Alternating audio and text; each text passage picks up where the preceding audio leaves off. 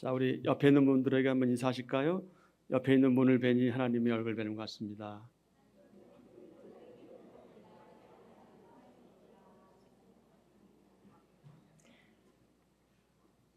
오늘 우리에게 주신 본문 말씀에서 바울은 에베소 교회 지체들에게 이렇게 힘주어 강조합니다. 하나님께서 은혜를 베푸셔서 죽었던 너희, 허물과 죄로 죽었던 당신들을 구원하셨다. 하나님께서 은혜를 베푸셔서 허물과 죄로 죽었던 당신들을 살려주셨다. 여러분 관심 없어요? 여러분을 살려주셨다니까요. 하나님께서 은혜를 베푸셔서 한빛전원교회 지체들, 허물과 죄로 죽었던 여러분을 살려주셨습니다.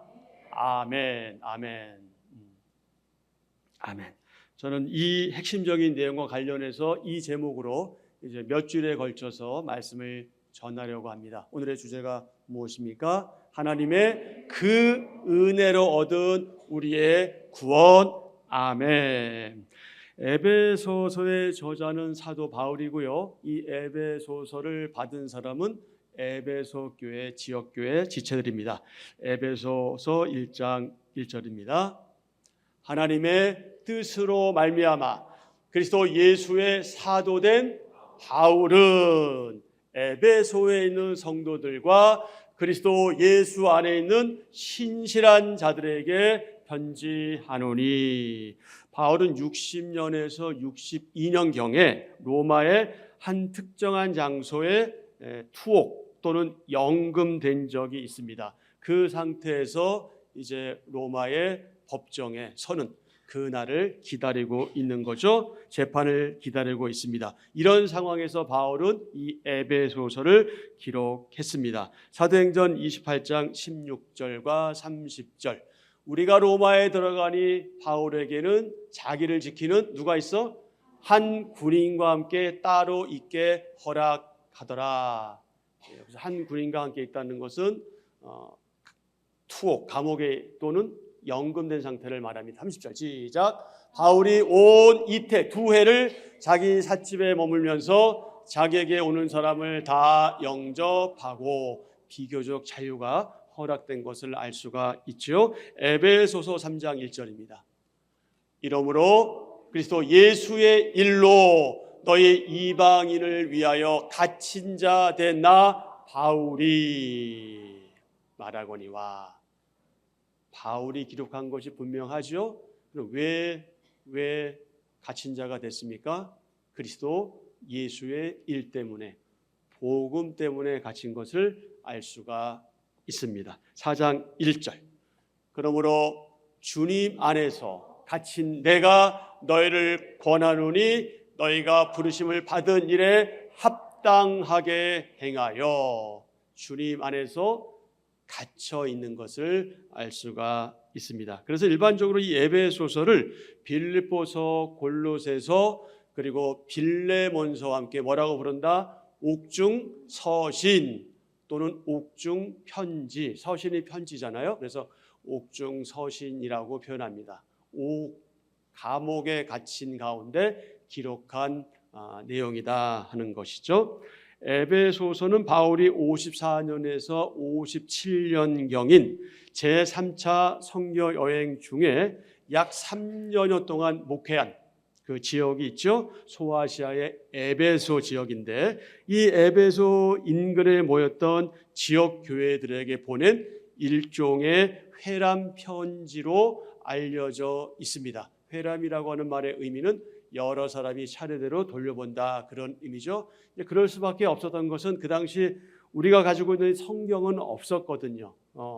이 한 권의 책으로 성경과 신약이 그렇게 엮어져 있지 않았기 때문에 성경은 모두를 볼 수가 없었고요. 각 권을 그렇게 볼 수밖에 없었는데 이 에베소서 역시 그렇게 어느 특정한 사람이 가지고 있다가 그 지체들이 돌려가면서 이렇게 이 성경을, 이 편지를, 이 서신을 보게 된 겁니다. 당시 에베소는 지금의 터키 지역의 한 도시였죠. 바울은 이 도시에서 신앙 공동체로 모임을 갖고 있는 이 에베소 교회가 이제 과거에서 벗어나, 과거의 삶에서 벗어나, 주님을 알기 전의 삶에서 벗어나 완전히 새로운 방식으로 주님을 알고, 물론 복음을 전해 듣고, 그리고 복음을 믿는 사람으로서 이제 새로운 방식으로 생각하고 살아가도록 격려하기 위해서 이 에베소서를 기록했습니다. 에베소 교회에 속한 지체들은 한때 복음을 몰랐죠. 복음을 몰라서 우상 숭배하고 의롭지 못한 상태, 불의하고 그리고 부적절한 성관계를 아주 자연스럽게 맺었고, 어리석은 철학이나 이런 것들에 빠져서 별 의미 없이, 소망 없이, 어쩌면 되는 대로 그저 인생이 태어나서 죽을 때까지 어쩔 수 없이 그렇게 사는 것처럼 그런 소망 없는 생활을 했었습니다. 하지만 바울은 그들이 이제 너희들이 지금 복음을 듣고 복음을 받아들이고 예수 그리스도를 너희들의 주님으로 믿고 고백하고 섬기고 이제 새로운 사람들이 되었기 때문에, 이제 그러한 과거를 청산하는 과정에 당신들이 있기 때문에 이제는 그리스도 예수님 안에 있는 빛된 존재들로 그렇게 살아가기를 기대했습니다. 자, 오늘 말씀 2장 11절 13절 본문 다음에 바로 나온 말씀이죠. 11절부터 13절. 그러므로 뭐하라? 생각하라. 그러므로 생각하라. 너희는 그때에 육체로는 이방인이요 손으로 육체를 행한 할례를 받은 무리라 칭하는 자들로부터 할례를 받지 않는 무리라 칭함을 받은 자들이라. 그때에 너희는 그리스도 밖에 있었고 이스라엘 나라 밖에 사람이라. 약속의 언약들에 대하여는 외인이요 세상에서 소망이 없고 하나님도 없는 자이더니 이제는 전에 멀리 있는 너희가 그리스도 예수 안에서 그리스도의 피로 가까워졌느니라. 아멘. 아멘. 에베소서 5장 8절 9절입니다. 너희가 전에는 어둠이더니 이제는 주님 안에서 빛이라. 빛의 자녀들처럼 행하라. 빛의 열매는 모든 착함과 의로움과 진실함에 있느니라. 아멘.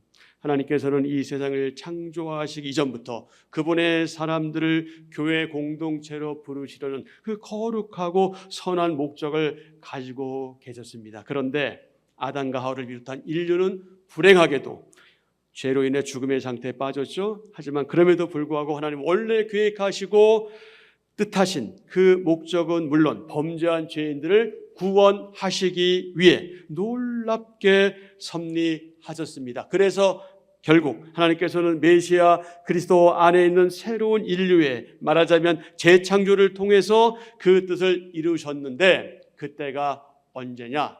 그때는 바로 때가 참에 여자의 후손으로 메시아가 오신 때, 그리고 이 세상에 메시아가 오셔서 사역하시고, 그리고 그 십자가에서 하나님의 사람들을 위해, 그리고 좀 더 포괄적으로 표현하면 모든 죄인들을 위해 피 흘려 죽으심으로 대속하신 그때 구체화되었습니다. 이렇게 새로운 피조물은 우리 주님의 그 십자가에서 피로 보혈로 하나님과 화목하고 사람들 간에도 화목하며, 무엇보다 성령님께서 내주하시는 당시에 믿는 유대인들과 그리고 이방인으로 한 몸 된 새로운 인류인 교회 공동체가 되게 한 것이죠. 이로써 세 사람은 그리스도를 머리로 하고 구속받은 몸된 전체 신앙 공동체가 되었습니다. 그 공동체를 뭐라고 부른다? 교회라고 부른다. 교회라고 부른다.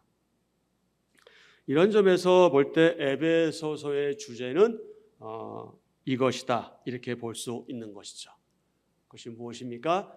그리스도 안에서의 새로운 존재, 새로운 신앙 공동체, 새로운 교회.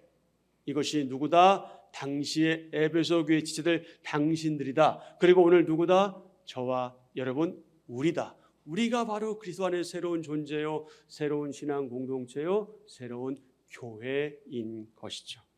그게 우리입니다. 자, 이런 점에서 볼 때에 로마서와 갈라디아서는 어느 정도 이 개인의 구원에 대해서 다루고 있는데, 이 에베소서에서는 이 개인의 구원에 관한 교리는 잘 깊이 있게 다루지는 않습니다. 그다지 비중 있게 다루고 있지는 않습니다. 이 에베소서는 오히려 공동체, 신앙 공동체인 교회에 대해서 그렇게 다루고 있죠. 일종의 에베소서의 특징은 이 교회론에 관한 것입니다. 이 교회가 누구냐? 교회가 누구냐? 교회가 어떤 사람들이냐? 어떤 존재냐? 그럼 교회는 어떻게 살아가야 하느냐? 이것에 대한 지침을 주고 있는 것이 바로 에베소서입니다. 바울은 에베소서에서 큰 이상을 품고 있습니다. 큰 비전을 품고 있습니다. 그것이 무엇일까요? 결국에는 예수님 안에서 모든 만물이 하나 될 것이다. 연합될 것이다. 바울은 이것을 꿈꾸고 있었고, 그 꿈은 바로 복음을 듣고 알고 믿는 모든 사람들이 동일하게 가져야 할 비전이요 이상입니다. 그러면서 바울은 그리스도의 몸 또는 그분의 지체라는 그 이미지를 사용해서 개인의 구원보다는 교회라는 그 집합적이고 공동체적인 부분을 강조하고 있습니다. 여러분, 에베소서가 모두 몇 장으로 되어 있습니까? 여러분이 대답하지 않으시는 이유는 모두가 다 알고 있기 때문이죠. 우리가 다 알고 있는데 왜 물어보느냐, 그것이죠. 6장입니다. 에베소서는 6장으로 구성되어 있습니다. 짧은 서신이죠. 그렇지만 여러분, 에베소서에는요 바울의 그 신학 사상이 함축되어 있고요. 특별히 4가지의 중요한 교리가 들어 있습니다. 기독론, 예수 그리스도에 관한 내용이죠. 구원론, 우리의 구원에 관한 내용, 그리고 이 신앙 공동체인 교회론, 그리고 이제 종말에 대한 이런 내용들이 에베소서에는 담겨져 있는데, 그 중에 가장 부각된 것은 이제 교회론이다. 그래서 에베소서는 3가지의 극찬을 받은 적이 있어요. 3가지. 첫 번째, 에베소서의 별명은 뭐다? 바울 신학의 요약이다. 두 번째, 주석이다, 해설서다, 뭐 이런 거죠. 세 번째, 바울 작품의 면류관이다. 이 면류관이라는 의미가 무엇인지 다 아시잖아요. 최고의 것을 상징하잖아요. 바울 작품의 최고의 것이다. 뭐가? 에베소서가 이런 극찬과 별명을 가지고 있습니다. 이런 점에서 볼 때 이 에베소서는 지나간 교회 역사를 통해 가장 많은 영향을 끼친 바울 서신 가운데 하나인 것을 확인하게 됩니다. 본서는, 에베소서는 크게 2 부분으로 나눌 수 있습니다. 이렇게 구성되어 있습니다. 1장부터 3장은요 그리스도 안에서 믿는 자의 위치가 어떤 거냐, 하나님의 크신 복과 신자들이 누리는 특권이 제시되어 있고요. 그 다음에 4장부터 6장까지는 세상에서 믿는 자, 즉 교회의 행실, 교회의 삶에 대해서 말씀하고 있습니다. 하나님의 크신 복과 신자들이 누리는 그 특권에 따르는 우리의 책임, 즉 어떻게 살아야 하는가에 대한 결론적인 내용들이 담겨져 있습니다. 대개 신약 성경에서 바울 서신 특징 가운데 하나는 무엇이냐면 13권이 바울의 작품인데요. 특징이 뭐냐면 전반부, 앞에 부분은 항상 교리적인 내용입니다. 무엇이 옳은 것인지, 우리가 무엇을 믿어야 하는지, 우리가 무엇을 알아야 하는지, 이것을 말씀하고 있고요. 후반부에서는 그럼 너희가 믿고 있고 알고 있고 이해하는 그 부분과 관련해서 어떻게 살아가야 하는가 하는 부분을 잘 알려주고 있습니다. 그래서 여러분이 특히 에베소서를 비롯한 신약 성경을 읽으실 때, 특별히 서신서를 읽으실 때 그 생각을 염두에 두시고 그 성경을 읽으시면 훨씬 더 큰 도움이 될 수 있습니다. 중요한 사실은 이 에베소서를 1장부터 6장까지 세심하게 세밀하게 처음부터 끝까지 읽다 보면 하나님께서 바울을 통해 당시의 에베소 교회의 지체들에게 그리고 오늘 저와 여러분 우리에게 무엇을 말씀하고자 하시는지 도대체 그 하나님의 마음이 어떤 것인지 그 말씀의 메시지들이 매우 질서정연하고 일관성 있게 제시되고 있다는 사실을 발견하게 됩니다. 그래서 우리는 에베소서를 통해 하나님의 백성에 대한 하나님의 그 크신 섭리와 그 놀라운 섭리와 그분의 뜻을 배우게 되지요. 또한 교회의 정체성, 교회가 누구인가 하는 교회의 정체성과 또 교회의 특성에 대한 이해와 통찰력을 얻게 됩니다. 사랑하는 지체 여러분, 여러분은 하나님을 왜 믿으십니까? 여러분이 하나님을 믿는 목적이 무엇입니까? 혹시 여러분 가운데 천국 가기 위해서 하나님 믿으시는 분 있습니까? 아무도 아멘을 안 하시는 거 보면 당연한 거 아니면 관계없는 거 무엇이죠? 여러분 천국 가기 위해서 믿으십니까? 맞습니다. 하나님 나라인 천국에 가기 위해 믿는다 이런 말이 틀린 말 아닙니다. 왜냐하면 우리가 궁극적으로 가야 될 곳이 하나님의 나라요 천국이기 때문에 그렇습니다. 얼마나 기대됩니까? 알 수도 없고 미지의 세계인데 그 사실을 믿는 거죠. 우리가 죽으면 하나님 나라에 간다. 천국에 간다. 어떤 형태로 있을지도 모르면서 어떤 상태일지도 모르면서 우리는 그저 그 나라를 기다리며 그렇게 살아가죠. 그런데 여러분 우리가 분명히 기억해야 할 중요한 한 가지 사실이 있습니다. 그게 무엇일까요? 저와 여러분 우리는 이미 임한 하나님 나라 천국에서 살고 있다. 생활하고 있다는 사실입니다. 그렇습니다. 하나님 나라는 세례 요한의 천국 선포와 그리고 바로 뒤이어서 예수님께서 직접 말씀하신 그 선포하신 말씀과 함께 구체화되었습니다. 마태복음 3장 2절과 4장 17절입니다. 다 같이 시작. 회개하라 천국이 가까웠느니라. 아멘. 누가 강조한 말씀이에요? 세례 요한이 강조한 말씀이죠.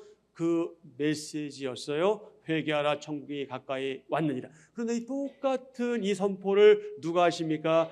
예수님께서 하십니다. 이러볼 때 세례 요한은 예수님의 길을 예비하러 먼저 온 사람인 것이 분명하죠. 잡다한 것 다른 것 전하지 않았어요. 회개하라 천국이 가까이 왔느니라. 예수님께서도 그러셨잖아요. 이때부터 예수께서 비로소 전파하여 이르시되 뭐라고 하셨어요? 회개하라 천국이 가까이 왔느니라. 아멘. 아멘. 회개하라 천국이 가까이 왔느니라.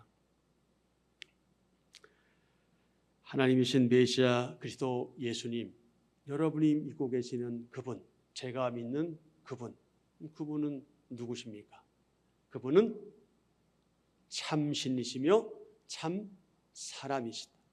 그래서 그것을 뭐라고 말한다? 예수 그리스도의 이성 일인격이라고 한다.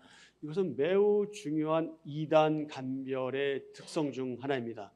여러분이 혹시 부득불 우리 한빛전원교회를 떠나서 다른 교회를 선택해야 될 때 이것을 분명히 여러분의 마음과 머릿속에 담아두십시오. 삼위일체를 고백하는가? 성부, 성자, 성령 삼위일체를 고백하는가? 예수 그리스도의 이성 일인격을 고백하는가? 그리고 사도신경을 고백하는가? 이외에도 많이 있지만 이 세 가지 이건 너무나 중요하기 때문에 이것을 혹시 거부한다, 이것을 고백하지 않는다 한다면 그 교회가 여러분을 아무리 환영해도 여러분 거기에 발걸음을 내딛지 마십시오. 그것은 성경적으로 건전한 교회가 아니기 때문에 그렇습니다. 그만큼 이 하나님께서는 예수 그리스도께서는 참신이고 참 사람이시다는 이 예수 그리스도의 이성 일인격은 너무나 중요하기 때문에 그렇습니다. 이렇게 주님께서 참 사람의 몸으로 이 땅에 오심으로 천국이 하나님 나라가 이 땅에 이미 임했다. 하지만 여러분 하나님 나라 천국은 양면성이 있다. 양면성이 있습니다. 그것이 무엇입니까? 하나님 나라는 예수님의 성육신으로 이미 이 세상에 임했지만 아직은 구체적으로 오지 않았다. 따라서 우리는 어떤 가운데 놓여져 있다? 이미와 아직 사이에 놓여져 있다. 이미 우리가 천국에 살고 있지만 아직은 아니다 하는 것이죠. 완전한 하나님 나라는 언제?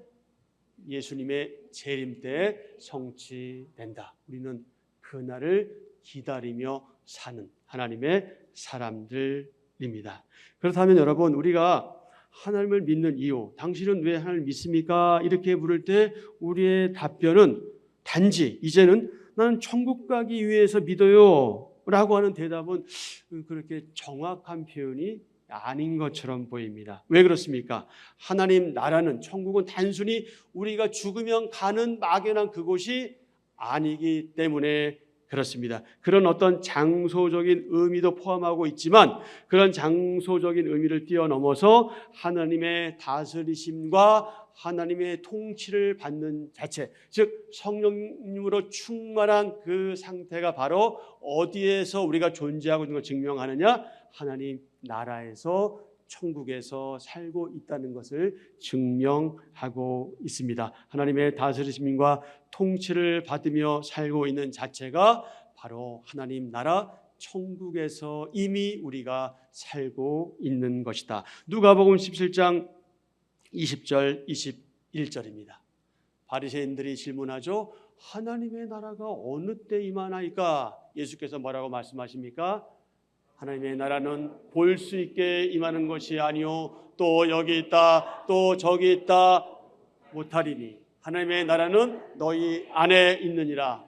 우리 안에 이미 하나님의 나라가 임해 있음을 우리는 고백하게 됩니다. 그렇다면 저와 여러분, 우리는 이미 하나님의 나라 천국에서 생활하고 있는 겁니다. 그래서 우리의 정체성이 무엇입니까? 우리는 하나님의 사람이요 천국 시민인 겁니다. 천국 가기 위해 하나님 믿는다, 틀린 말은 아닙니다. 잘못된 말도 아닙니다. 천국 가기 위해 하나님 믿는다 하는 말은요, 마치 우리가 구원받기 위해서 하나님 믿는다, 또 영생을 얻기 위해서 하나님을 믿는다 하는 말과 동일한 의미입니다. 이는 마치 구원과 관련하여 비슷하지만 전혀 다른 표현이기도 합니다. 내가 구원받았다. 자, 여러분 한번 가슴에 손을 얹으시고 내가 구원받았다 한번 해보세요. 내가 구원받았다. 자, 이거 하고, 자, 우리 왼손을 올리시고 하나님께서 나를 구원하셨다. 어떤 말이 더 여러분에게 다가오세요? 정말로요? 내가 구원받았다. 하나님께서 나를 구원하셨다. 공통점이 뭐예요? 구원이죠. 그런데 꼭 그런 건 아니지만 내가 구원받았다 하는 고백에는 마치 구원의 주체가 나인 것처럼, 내가 뭔가 잘해서, 내가 뭔가 잘나서 그래서 구원받은 뉘앙스가 들어가 있을 수 있어요. 근데 하나님께서 나를 구원하셨다라고 고백할 때는 더 이상 말할 게 없어요. 왜? 구원의 근거가 누구에게 있음이 분명하니까 하나님께서 분명하잖아요. 하나님께서 나를 구원하셨습니다. 이 고백이 우리 가운데 있어져야 합니다. 이 고백이 우리 가운데 삶으로 체화되면 우리가 당하는 여러 가지 어려움들, 고난들, 슬픔들, 병상에 있는 거, 재정적인 어려움, 이런 거에 대해서 잠깐은 흔들리지만 우리가 소망을 가지고 살아갈 수 있는 힘이 생기거든요. 근데 내가 구원받았다라고 했을 때는 굉장히 감정적이고 뭔가 열정적이고 해낼 것 같지만 이내에 무너질 확률이 많아요. 나에게 있지 않습니다. 나에게 있지 않으니 여러분, 자신에게 뭔가 집중하지 마세요. 나에게 있는 것은 아무것도 없어요. 우리는 연약한 존재들일 수밖에 없어요. 우리는 코로 숨을 쉬다가 어느 순간 호흡이 멈추면 우리 이 세상을 떠나는 그런 최악의 약한 존재들일 뿐이에요. 그러나 하나님의 은혜가 우리 가운데 임했을 때 우리는 더 이상 무서울 것도 없고 두려울 것도 없는 그런 존재들인 것이죠. 여러분, 세상에서 가장 무서운 사람이 누군지 지난번에 말씀드린 기억이 있는데 세상에서 가장 무서운 사람이 누구일까요? 물불 안 가린 사람이죠.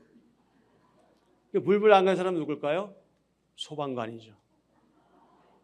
소방관들은 물불 가리지 않습니다. 정말 그들의 수고와 애씀에 우리는 정말 박수치고 환영하고, 그분들이 불 끄지 않아도 우리는 월급을 더 많이 줘야 되겠죠. 너무나 중요한 분들이니까. 근데 물불 가리지 않는 사람보다 더 무서운 사람이 있어요. 그게 누굽니까? 더 이상 잃을 게 없는 사람이에요. 더 이상 잃을 게 없는 사람은요, 무서운 게 없습니다. 아무것도 무서운 게 없어요. 그런데 이 사람보다 더 무서운 사람이 있어요. 그게 누굴까요? 하나님의 사람이에요. 하나님의 사람들은 이 세상에 대해서 더 이상 두려워하거나 무서워할 게 없습니다. 사람이 내게 어찌하리요? 하나님이 나와 함께 하시는데, 하나님이 우리와 함께 하시는데 뭐가 대수겠습니까? 우린 그 믿음이 우리 가운데 있어요.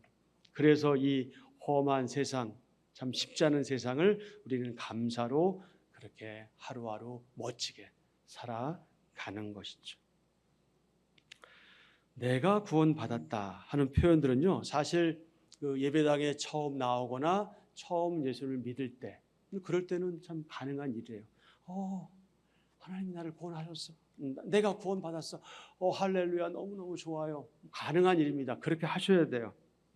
성경을 잘 모를 때 그렇게 표현할 수 있어요. 하지만 여러분, 잊지 말아야 될 분명한 사실은 뭡니까? 하나님이 나를 구원하셨다는 그 사실입니다.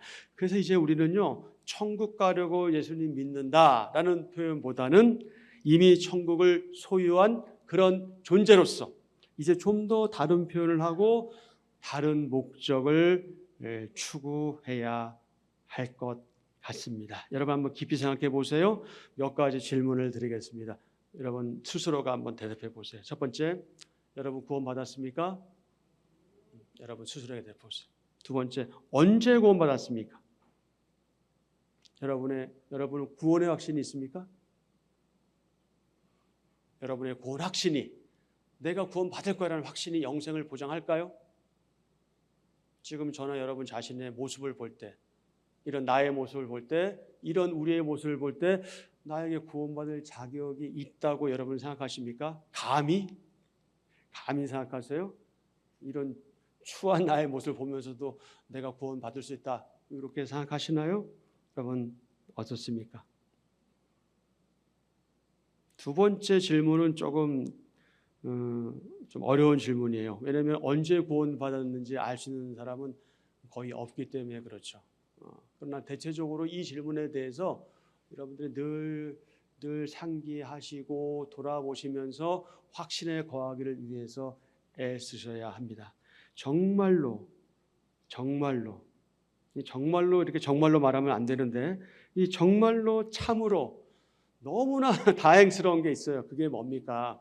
그게 뭐냐면 우리의 어떤 행위나 우리의 어떤 애씀이나 우리의 어떤 수고나 우리의 땀 흘림이나 심지어 우리의 기도로, 선행으로 그것으로 우리가 구원받는 게 아니라는 사실입니다. 만약에 그것으로 우리가 구원받는다면 우리 가운데 구원받을 사람은 단 한 사람도 없을 거예요. 스스로의 능력으로, 자력으로 구원받는 것이 아니라 타력에 의해서, 즉 하나님의 은혜에 의해서 우리는 구원을 받았습니다. 그러니 얼마나 감사한 일입니까? 그러므로 저와 여러분이 하나님을 믿는 이유, 하나님을 믿는 목적, 이것은 매우 단순하죠. 그렇게 복잡하게 생각할 것 아무것도 없다. 우리가 하나님을 믿는 이유, 그것은 단순해요. 하나님께서 우리에게 믿음을 주셨기 때문에 그렇다. 하나님께서 우리에게 믿음을 주셨기 때문에 우리는 그분을 믿는 거다. 그리고 그 믿음이 우리 안에서 효과적으로 작용하도록 성령님께서 역사하시기 때문에, 그렇기 때문에 우리는 주님을 믿고 있는 겁니다.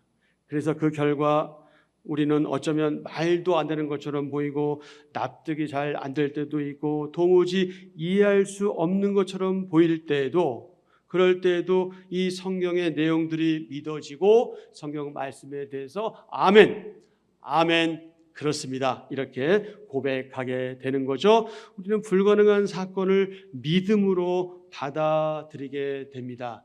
그것이 뭐다? 하나님의 은혜다.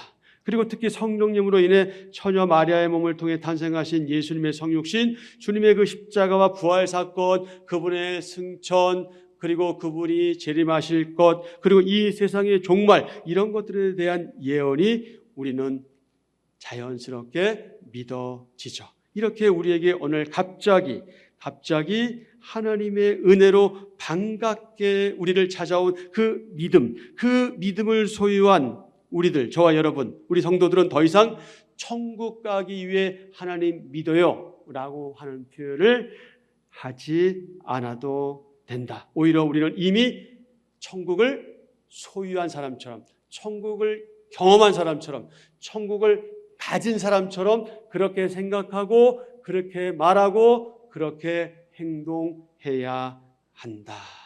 자, 이제 마지막으로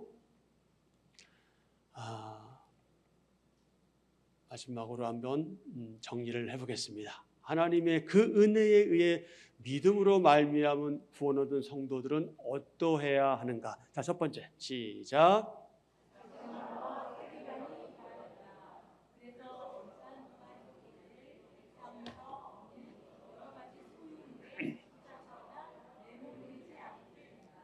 여러 가지 소유물에 집착하거나 매몰되지 않게 된다. 여러분 오해하시면 안 돼요.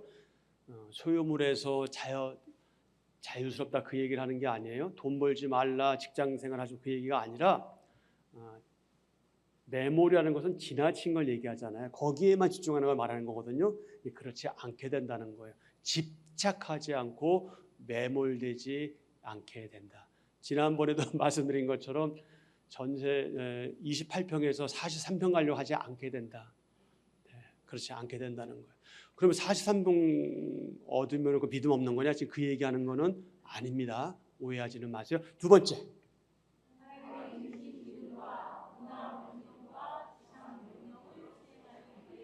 언제 어느 곳에 있든지 최선을 다해 생활할 뿐이다. 세 번째, 신분 상승을 맛본 자들로서 오직 믿음, 오직 성경, 오직 하나님의 은혜, 오직 예수 그리스도, 오직 하나님께 영광을 지향한다. 네 번째, 그러면서 주님 오시는 그날까지 사회적인 지위나 학력이나 경제력, 건강, 유무 등과 무관하게 항상 기뻐하고 쉬지 않고 기도하며 범사에 감사하며 살아간다. 아멘.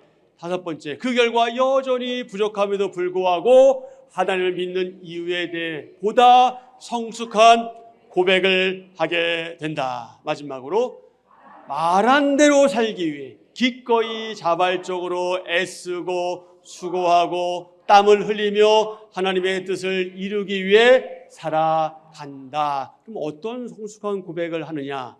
이런 고백을 하게 된다는 거죠. 우리가 하나님을 믿는 이유와 목적, 먹든지 마시든지 무엇을 하든지 살든지 죽든지 오직 하나님의 영광을 위해서. 두 번째, 하나님의 나라와 그 일을 구하는 하나님 중심의 삶을 살기 위해서 우리는 존재하고 우리는 그렇게 살아간다. 사랑하는 지체 여러분, 저와 여러분, 우리가 누구입니까? 우리의 정체성이 무엇입니까? 우리는 하나님의 그 은혜로 구원받은 하나님의 사람들, 거룩한 하나님의 백성들, 성도입니다. 이것이 저와 여러분의 정체성입니다. 그러므로 저와 여러분, 우리는 어떤 형편, 어떤 처지, 어떤 상황에 있든지 그 이름에 걸맞게 그렇게 살아내야 하는 그분의 사람들입니다. 그런 삶에 하나님의 역사하심이 더하셔서 우리가 그렇게 우뚝 설 수 있도록 그렇게 힘을 주시기를 하나님께 간절히 기도하고 그렇게 되는 여러분 되기를 축복합니다. 아멘.